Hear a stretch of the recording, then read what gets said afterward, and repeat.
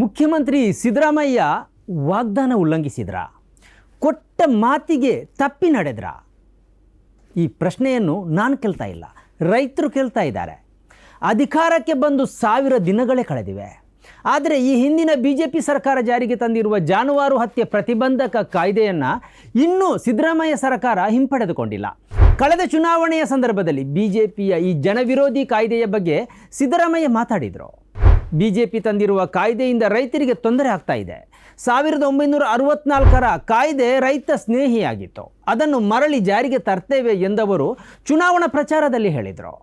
ಎತ್ತು ಹೋರಿಗಳನ್ನು ಕಡಿಯಲು ಅವಕಾಶ ಇಲ್ಲದಿದ್ದರೆ ರೈತರು ಏನು ಮಾಡಬೇಕು ಎಂದು ಸಚಿವರಾದ ವೆಂಕಟೇಶ್ ಆ ಬಳಿಕ ಕೇಳಿದರು. BJP ತಂದಿರುವ ಜನವಿರೋಧಿ ಮತ್ತು ರೈತ ವಿರೋಧಿ ಕಾಯ್ದೆಯನ್ನು ನಾವು ಅಧಿಕಾರಕ್ಕೆ ಬಂದು 1 ವರ್ಷದೊಳಗೆ ಮರು ಪರಿಶೀಲಿಸ್ತೇವೆ ಮತ್ತು ರದ್ದುಪಡಿಸ್ತೇವೆ ಎಂದು ಕಾಂಗ್ರೆಸ್ ತನ್ನ ಚುನಾವಣಾ ಪ್ರಣಾಳಿಕೆಯಲ್ಲೇ ಹೇಳಿತ್ತು. ಇದರಲ್ಲಿ ಗೋಹತ್ಯೆ ನಿಷೇಧ ಕಾಯ್ದೆಯೂ ಸೇರಿದೆ ಎಂದು ಆಗ ಹೇಳಲಾಗಿತ್ತು. ಆದರೆ ಸಿದ್ದರಾಮಯ್ಯ ಈಗ ಎಲ್ಲವನ್ನು ಮರೆತಂತೆ ಆಡ್ತಾ ಇದ್ದಾರೆ. ಮೊನ್ನೆ ರೈತರ ನಿಯೋಗವು ಸಿದ್ದರಾಮಯ್ಯ ಅವರನ್ನು ಭೇಟಿಯಾಗಿ ಈ ಬಗ್ಗೆ ನೇರವಾಗಿಯೇ ಮಾತಾಡಿದೆ.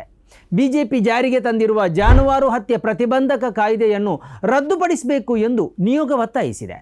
ಅಷ್ಟಕ್ಕೂ ಜಾನುವಾರು ಪ್ರತಿಬಂಧಕ ಕಾಯ್ದೆಯ ವಿರುದ್ಧ ರೈತರು ನಿಂತಿರೋದು ಯಾಕೆ? 1964ರ ಕಾಯ್ದೆ ಮತ್ತು 2021ರಲ್ಲಿ BJP ಸರ್ಕಾರ ರಾಜ್ಯದಲ್ಲಿ ಜಾರಿಗೆ ತಂದಿರುವ ಜಾನುವಾರು ಹತ್ಯೆ ಪ್ರತಿಬಂಧಕ ಕಾಯ್ದೆಯ ನಡುವೆ ಇರುವ ವ್ಯತ್ಯಾಸ ಏನು? ಈ ಬಗ್ಗೆ ಕುತೂಹಲ ನಿಮ್ಮಲ್ಲಿ ಇರಬಹುದು, ಹೇಳ್ತೇನೆ ಕೇಳಿ. Your brand deserves more attention, more leads, more growth. From powerful digital marketing that drives results to smart software solutions that streamlines your business and high quality printing that makes your brand stand out. Tundeja Publicity. ವೀಕ್ಷಕರೇ, ಇದು editor speak. 1964ರ ಕಾಯ್ದೆಯ ಪ್ರಕಾರ 12 ವರ್ಷ ಮೇಲ್ಪಟ್ಟ ಅಥವಾ ಸಂತಾನೋತ್ಪತ್ತಿ ಮಾಡದ ದನಗಳನ್ನು ಮಾರಾಟ ಮಾಡಲು ಅವಕಾಶ ಇತ್ತು. ಇದರಿಂದಾಗಿ ರೈತರಿಗೆ ಹಣನೂ ಸಿಗ್ತಾ ಇತ್ತು ಮತ್ತು ಹೊಸ ಹಸುಗಳನ್ನು ಖರೀದಿಸುವುದಕ್ಕೂ ಸಹಾಯ ಆಗ್ತಾ ಇತ್ತು. 2, ಈಗಿನ ಕಾಲದಲ್ಲಿ ಟ್ರ್ಯಾಕ್ಟರ್ಗಳ ಬಳಕೆಯಿಂದಾಗಿ ಎತ್ತುಗಳ ಅವಶ್ಯಕತೆ ಬಹಳ ಕಡಿಮೆ ಆಗಿದೆ. ಹಳೆಯ ಕಾಯ್ದೆಯಲ್ಲಿ ಎತ್ತುಗಳನ್ನು ಮಾರಾಟ ಮಾಡಬಹುದಿತ್ತು. ಆದರೆ 2022ರಲ್ಲಿ ಅಧ್ಯಾದೇಶದ ಮೂಲಕ ಹೊಸ ಜಾನುವಾರು ಕಾಯ್ದೆಯನ್ನು BJP ಸರ್ಕಾರ ಜಾರಿಗೆ ತಂದಿತು. ಈ ಕಾಯ್ದೆಯ ಪ್ರಕಾರ ಹಸು, ಕರು, ಎಲ್ಲ ವಯಸ್ಸಿನ ಗೂಳಿ, ಎತ್ತು ಮತ್ತು 13 ವರ್ಷಕ್ಕಿಂತ ಕೆಳಗಿನ ಎಮ್ಮೆ ಮತ್ತು ಕೋಣಗಳನ್ನು ಮಾಂಸದ ಉದ್ದೇಶದಿಂದ ಹತ್ಯೆ ಮಾಡುವುದನ್ನು ತಡೆಯುತ್ತೆ. ಯಾವುದೇ ವ್ಯಕ್ತಿ ಈ ಜಾನುವಾರುಗಳನ್ನು ಹತ್ಯೆ ಮಾಡುವುದು, ಮಾಡಿಸುವುದು ಎಲ್ಲವೂ ಕೂಡ ನಿಷೇಧದ ಪಟ್ಟಿಗೆ ಸೇರಿದೆ. ಮಾಂಸದ ಉದ್ದೇಶಕ್ಕಾಗಿ ಈ ಪ್ರಾಣಿಗಳನ್ನು ರಾಜ್ಯದ ಒಳಗೆ ಅಥವಾ ಹೊರಗೆ ಸಾಗಾಣಿಕೆ ಮಾಡುವುದನ್ನು ಕೂಡ ಈ ಕಾಯ್ದೆ ನಿಷೇಧಿಸುತ್ತೆ. ಮಾಂಸದ ಉದ್ದೇಶಕ್ಕಾಗಿ ಜಾನುವಾರುಗಳನ್ನು ಖರೀದಿಸುವುದು, ಮಾರಾಟ ಮಾಡುವುದು ಮತ್ತು ಹಂಚುವುದನ್ನು ಕೂಡ ನಿಷೇಧಿಸಲಾಗಿದೆ. ಒಂದು ವೇಳೆ ಈ ಅಪರಾಧ ಮಾಡಿದರೆ 7 ವರ್ಷಗಳವರೆಗೆ ಜೈಲು ಶಿಕ್ಷೆ ಇದೆ, 5 ಲಕ್ಷ ರೂಪಾಯಿವರೆಗೆ ದಂಡ ವಿಧಿಸಲಾಗುತ್ತೆ.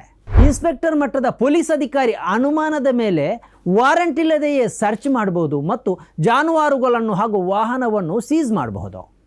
ಆದರೆ 1964ರ ಕಾಯ್ದೆಯಲ್ಲಿ ಪೊಲೀಸರಿಗೆ ತಪಾಸಣೆ ನಡೆಸಲು ಸೀಮಿತ ಅಧಿಕಾರ ಮಾತ್ರವೇ ಇತ್ತು.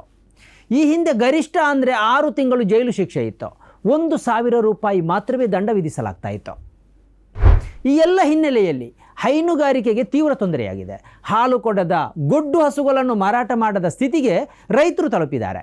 ಒಂದು ವೇಳೆ ಮಾರಾಟ ಮಾಡಿದರೆ ಗೋರಕ್ಷಣೆಯ ಹೆಸರಲ್ಲಿ ದುಷ್ಕರ್ಮಿಗಳು ದಾಳಿ ಮಾಡ್ತಾರೆ. ರೈತರ ಮೇಲೆ ಕೇಸುಗಳಾಗ್ತಾ ಇವೆ. ಜಾನುವಾರುಗಳನ್ನು ಸಂತೆಗೆ ತಂದರೂ ಯಾರೂ ಕೊಂಡುಕೊಳ್ಳದ, ಖರೀದಿಸದ ಸ್ಥಿತಿ ಇದೆ. ಒಂದು ಸಾಗಾಟ ಭಯ, ಇನ್ನೊಂದು ಮಾಂಸದ ಉದ್ದೇಶಕ್ಕಾಗಿ ಹತ್ಯೆ ಮಾಡುವುದಕ್ಕೆ ನಿಷೇಧ ಇರೋದರಿಂದ ರೈತರು ಕಂಗಾಲಾಗಿದ್ದಾರೆ. ಈ ಎಲ್ಲ ಹಿನ್ನೆಲೆಯಲ್ಲಿ ರೈತರು ಮುಖ್ಯಮಂತ್ರಿ ಸಿದ್ದರಾಮಯ್ಯ ಅವರನ್ನು ಮೊನ್ನೆ ಭೇಟಿಯಾಗಿ BJP ಜಾರಿಗೆ ತಂದಿರುವ ಜಾನುವಾರು ಹತ್ಯೆ ನಿರ್ಬಂಧ ಕಾಯ್ದೆಯನ್ನು ರದ್ದುಪಡಿಸಬೇಕು ಎಂದು ಒತ್ತಾಯಿಸಿದ್ದಾರೆ.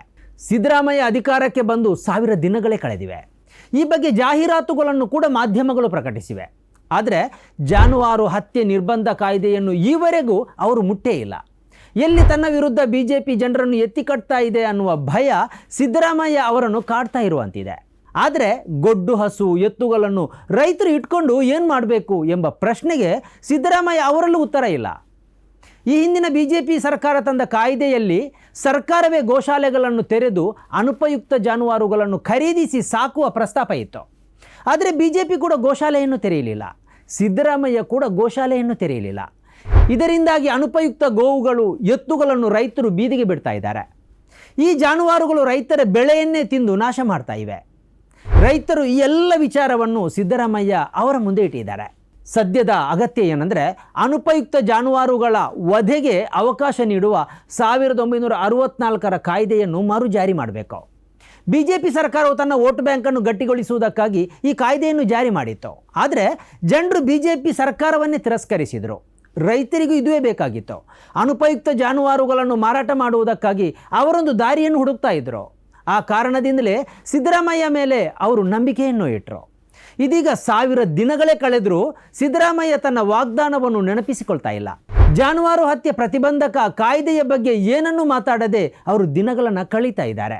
ಈ ಮೂಲಕ ರಾಜ್ಯದ ಮಾಂಸಪ್ರಿಯರಿಗೂ ಅನ್ಯಾಯ ಮಾಡ್ತಾ ಇದ್ದಾರೆ. ಆಹಾರವನ್ನು ಸಾತ್ವಿಕ ಮತ್ತು ತಾಮಸ ಎಂದು ವಿಭಜಿಸಿ ಸಸ್ಯಾಹಾರ ಉತ್ತಮ ಮತ್ತು ಮಾಂಸಾಹಾರ ಕೆಟ್ಟದು ಎಂಬ ರೀತಿಯಲ್ಲಿ ವಿಭಜಿಸ್ತಾ ಇರೋರಿಗೆ ಸಿದ್ದರಾಮಯ್ಯ ಮಣಿತಾ ಇದ್ದಾರೆ. ಇದು ಬದಲಾಗಬೇಕು. ಸಿದ್ದರಾಮಯ್ಯ ರೈತರ ಕೂಗಿಗೆ ಕಿವಿಯಾಗಬೇಕು. ಅನುಪಯುಕ್ತ ಜಾನುವಾರುಗಳ ವಧೆಗೆ ಅವಕಾಶ ಮಾಡಿಕೊಟ್ಟು ರೈತರಿಗೆ ಮತ್ತು ರಾಜ್ಯದ ಜನರ ಆಹಾರದ ಬೇಡಿಕೆಗೆ ಸ್ಪಂದಿಸಬೇಕು. ಸ್ನೇಹಿತರೆ, ನಿಮ್ಮ ಅದ್ಭುತ ಬೆಂಬಲದಿಂದ ಸನ್ಮಾರ್ಗ ನ್ಯೂಸ್ ಚಾನೆಲ್ ಈಗ 2 ಲಕ್ಷ ಸಬ್ಸ್ಕ್ರೈಬರ್ಗಳನ್ನು ದಾಟಿದೆ. ಇದು ನಮ್ಮ ಯಶಸ್ಸಲ್ಲ, ಇದು ನಿಮ್ಮ ಯಶಸ್ಸು. ನಮ್ಮ ಮುಂದಿನ ಗುರಿ 4 ಲಕ್ಷ. ಇದು ಕಷ್ಟವಲ್ಲ. ನೀವು ಮಾಡಬೇಕಾದದ್ದು ಸಿಂಪಲ್. ನೀವು ಸನ್ಮಾರ್ಗ ನ್ಯೂಸ್ ಚಾನೆಲ್ ವಿಡಿಯೋವನ್ನ ನಿಮ್ಮ ಸ್ನೇಹಿತರಿಗೆ, ಕುಟುಂಬದವರೊಂದಿಗೆ ಹಂಚಿಕೊಳ್ಳಿ ಮತ್ತು ಅವರಲ್ಲೂ ಸಬ್ಸ್ಕ್ರೈಬ್ ಮಾಡಲು ಹೇಳಿ. ನೀವು ಶಕ್ತಿಯನ್ನು ಕೊಡಿ, ನಾವು ನಿಖರ ಸುದ್ದಿ ಕೊಡ್ತೇವೆ. ಧನ್ಯವಾದಗಳು.